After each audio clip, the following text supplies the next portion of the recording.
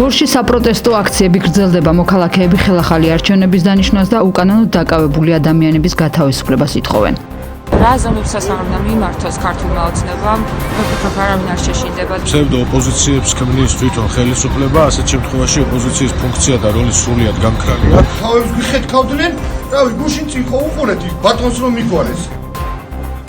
კანონმდებლობას შემოვიტანთ ქართული მედია ბაზრისათვის, იმისათვის რომ უზრუნველყოთ ჩვენი მოქალაქეების სიცოცხლისგან დაცვა. ქართული მედია ცენზურის პირისპირ შემზღუდავი კანონების შემდეგ ქართული ოცნება დამოუკიდებელი მედიის აკრძალვასაც აანონსებს.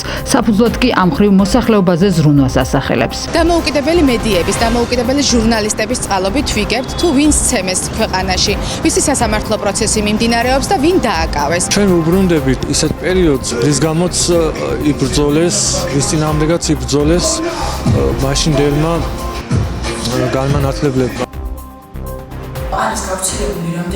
დეზინფორმაციის წინააღმდეგ გორში ახალგაზრდული ჯგუფი შეიქმნა ონლაინ სივრცესად და პირისპირ შეხვედრების დროს ბეჭდური მასალების გავრცელებით ისინი მოქალაქეებს იმ ფაქტებს გაუზიარებენ, რაზეც შესაძლოა სხვადასხვა მიზეზის გამო მოსახლეობას ხელი არ მიუწვდებოდეს. შექმნით სხვადასხვა საინიციატივო ჯგუფები, რომლებიც იმუშავებენ როგორც სოციალურ ქსელში, ისე ბეჭდურ მედიაში, ამ პროპაგანდის წინააღმდეგ. ის ადამიანები, ვისაც 2008 წელს რომელიც საკუთარი თვალით აქვს ნანახი, ხშირ შემთხვევაში იქცევენ დიდი დეზინფორმაციის ქვეშ და არიან ცრუ ინფორმაციის მსხვერპლი. ჩვენი მიზანი სწორედ ეს არის, რომ ადამიანებს ჰქონდეთ სწორი ინფორმაცია და იცოდნენ სწორი და გადამოწმებული ფაქტები.